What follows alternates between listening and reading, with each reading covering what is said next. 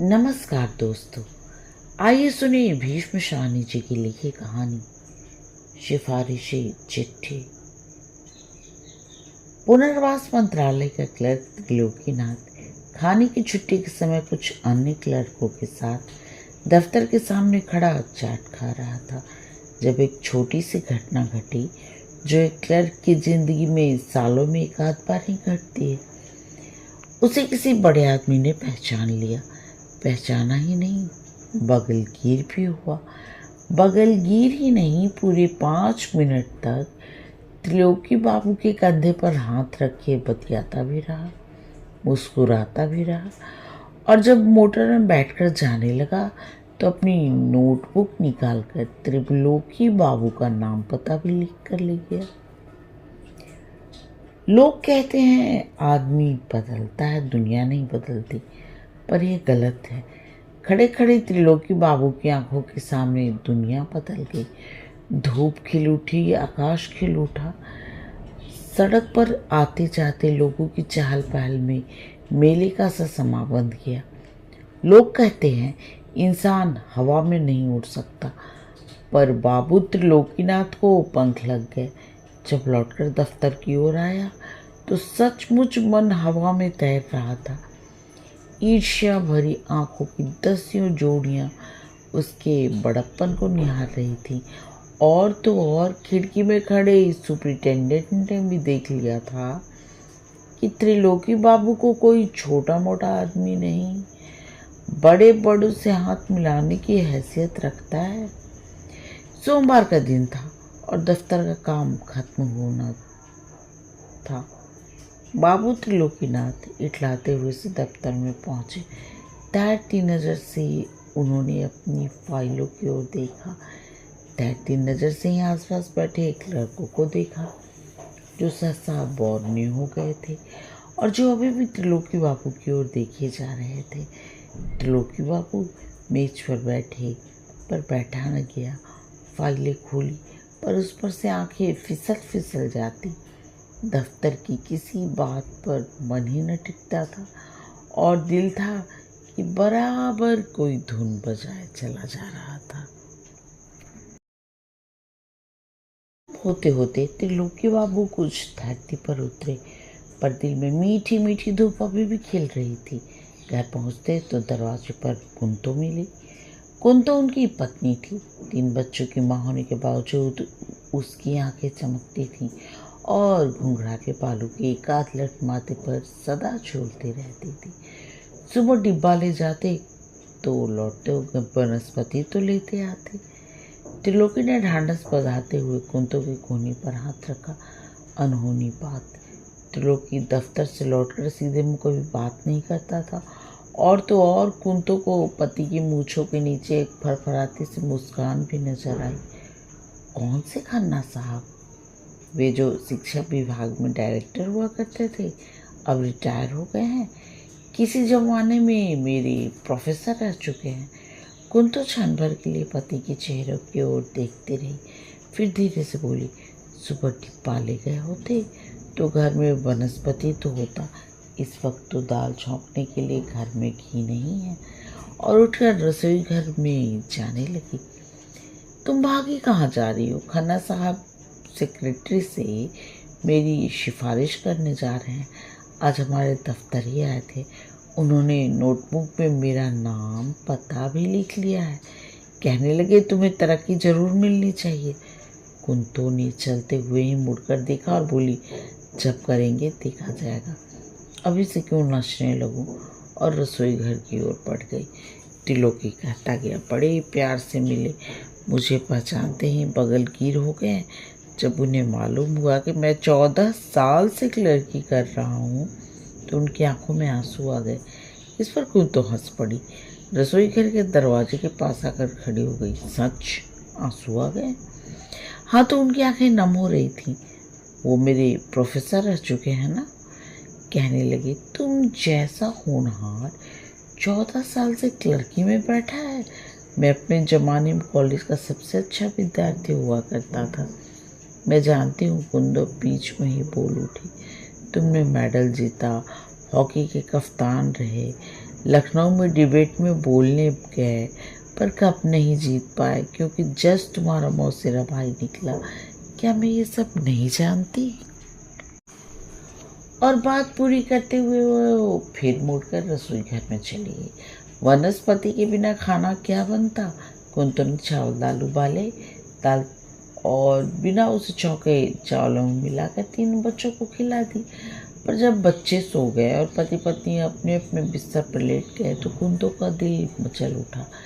सिर के नीचे दोनों हाथ रखे वो चमकती काली आंखों से देर तक छत को ताकती रही।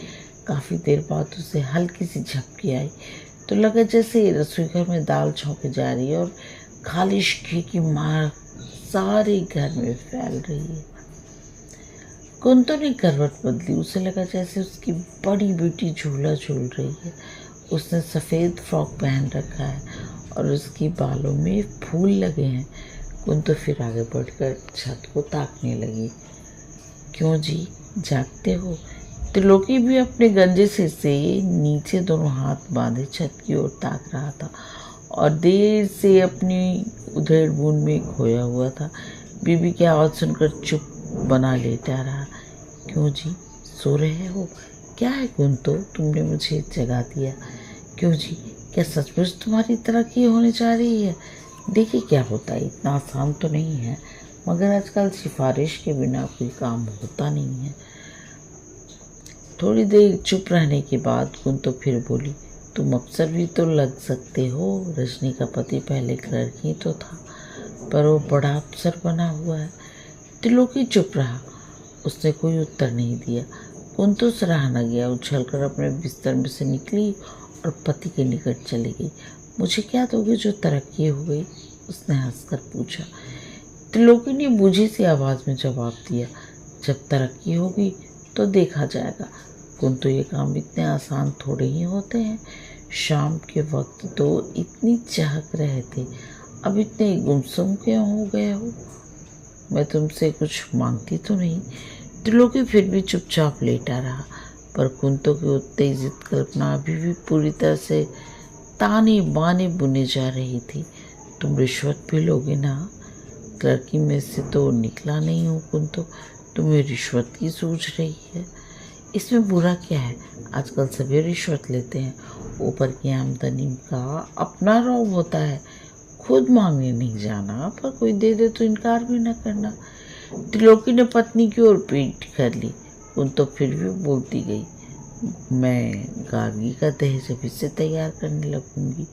कुंतु ने बुदबुदाते हुए कहा, जल्दी में चीज़ कभी अच्छी नहीं बनती, धीरे धीरे चीज़ें लेते रहूंगी। पति भी पीठ के पीछे लेटे लेटे कुंतु त्रिलोकी के गंजे सिर को धीरे धीरे सहलाती और बुदबुदाती रही। पर मुझे अमीर औरतें अच्छी नहीं लगती, बहुत मोटी आ जाती हैं और उल्टी बैठी सारा वक्त बेकार मारती रहती हैं। मैं मोटी नहीं होंगी, तुम्हारा सारा काम मैं अपने हाथ से करूँगी, खातिर जमा रखो। पति फिर भी गुमसुम पाकर कुंतु तुनक कर बोली, तुम भी कैसे रूखे आदमी हो जी। मैं खुद चलकर तुम्हारे बिस्तर में आई हूँ, तुम हो कि सीधे मुँह बात भी नहीं करते। फिर हंसकर कहने लगी, अभी से मेरे साथ अफसरी करने लगे हो। सहसा कुंतु को पछतावा होने लगा। बिस्तर में से झट से उठ बैठी। हाय, मैं भी कैसे पापुन हूँ, यूँ ही बके जा रही हूँ। तुम्हारी तरक्की हो जाए तो पहली तनख्वाह से मैं प्रसाद बांटूंगी, दुर्गा माई को भोग लगाऊंगी। कहते हुए कुंतु उठी और अंगीठी पर रखी दुर्गा माता की मूर्ति के सामने बार बार सिर नवाने लगी। दुर्गा माता, मैं सबसे पहले तुम्हें भोग लगाऊंगी। मैं बहुत भक्ति रहती हूँ, पर दिल की बुरी नहीं हूँ। दुर्गा माई, मैं किसी का बुरा नहीं चेतती। मैं सबसे पहले तुम्हारी सेवा करूँगी। मुझे माफ़ करना दुर्गा माई, तुम तो इस घर की बड़ी हो, हम सब की माँ हो। मैं पढ़ी लिखी तो नहीं हूँ, मुंह से बातें निकल जाती हैं। और कुंतु ने हाथ जोड़े, आंखें बंद कर एक बार फिर दुर्गा माई के सामने माथा नमाया और सीधी अपनी घाट पर लौट आई और उसकी आंखें फिर छत को ताकने लगी। उधर त्रिलोकी दूर की सोचों में डूबा हुआ और अधिकाधिक गहरा डूबता चला गया। छत को ताकते हुए उसे भी झपकी आ गई और उसने देखा कि सेक्रेटेरिएट के लंबे गलियारे में कोई चपरासी उसकी फाइल बगल में दबाए भागा जा रहा है। त्रिलोकी उसे बुलाता है पर वो रुकता नहीं और देखते ही देखते गलियारे के असंख्य दरवाजों में से किसी एक दरवाजे में से वह निकलकर चंपत हो जाता है और सारा सेक्रेटेरिएट एक भूल भुलैया बन गया है। त्रिलोकी उसमें से अभी निकलने की कोशिश कर ही रहा था कि जब एक झटके से उसकी नींद खुल गई और वो हांफता हुआ फिर छत को ताकने लगा। थोड़ी देर बाद बोला, सो रही हो या जाग रही हो? कौन तो चुप रही।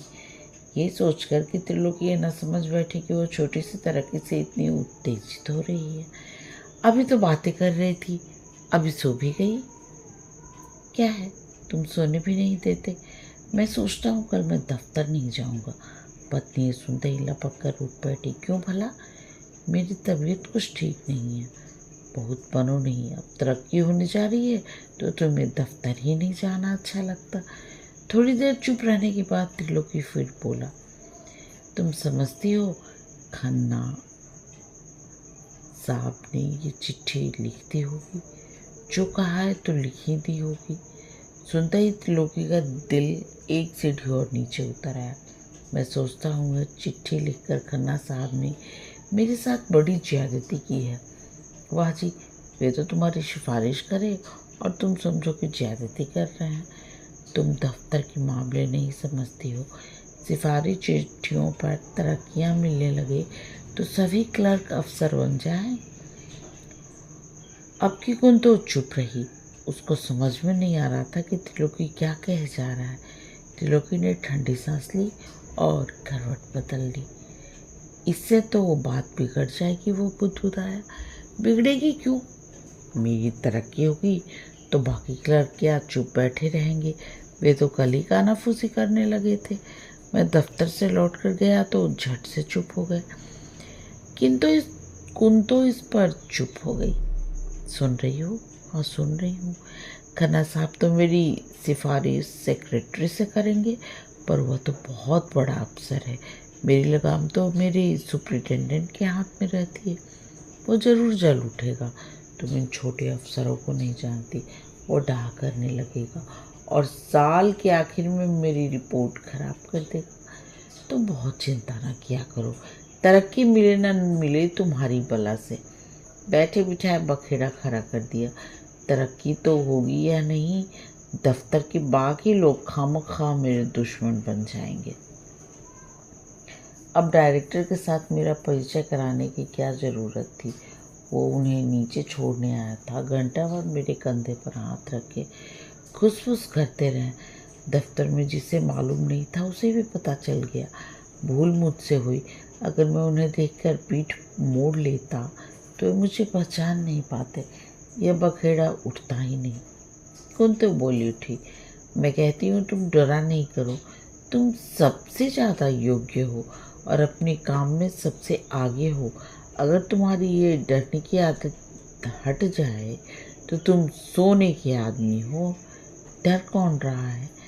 यूं ही वाहियात बातें करने लगी हो।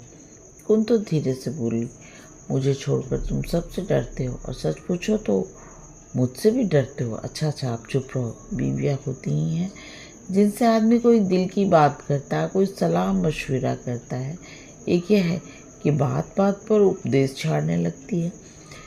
कुंतो फिर हंसती हुई अपने बिस्तर में से निकली और पति के बिस्तर में जा पहुंची। नाराज हो गए, तुम बहुत जल्दी रूठ जाते हो। हाय, तुम्हारे हाथ ठंडे हो रहे हैं। अरे, और माथे पर पसीना आ रहा है। क्या बात है? कुछ नहीं, तुम जाओ। तुम अपनी खाट पर जाकर सो रहो। मैं नहीं जाऊंगी। पहले बताओ क्या बात है? तुम क्यों उल्टी सीधी सोच रखते हो? खन्ना साहब ने चिट्ठी लिख दी तो कौन सा गुनाह कर दिया? तुम्हारे भले के लिए लिखी है। तुम कह रहे थे कि सिफारिश के बिना काम नहीं चलता। अब किसी ने पीठ पर हाथ रखा तो उल्टा बिगड़ने लगे हो। अगर सुपरिटेंडेंट ने देख लिया तो तुम्हारी भला से। अगर क्लर्क जलते हैं तो जलने दो। हमने किसी का ठेका ले रखा है। बात तो ठीक कहती हो। मैं यूं ही ज़्यादा सोचने लगता हूँ, पर सुपरिटेंडेंट रिपोर्ट तो खराब कर सकता है, मेरा 14 साल की सर्विस धूल में मिला सकता है। क्यों मिला सकता है? खाला जी का घर है क्या? उल्टा वो तुमसे डरेगा, तुमसे खम खाएगा, जान लेगा कि बड़े अफसर तुम्हारी पीठ पर हैं। पत्नी की आवाज़ में दृढ़ता का भास पाकर त्रिलोकी को आश्वासन हुआ। उसे लगा जैसे उसकी पत्नी सुपरिटेंडेंट की कलम को रोक सकती है। अच्छा जाओ, अब जाकर सो रहो, कुछ करूँगा ठीक कर लूँगा, तुम जाओ सो रहो। बात बहुत मन को नहीं लगाया करो, अभी सो जाओ, सुबह तुम्हें काम पर जाना है। और कुंतो पति के बिस्तर में से उठाई और अपनी खाट पर जा लेटी। देर तक दोनों फिर छत को ताकते रहे।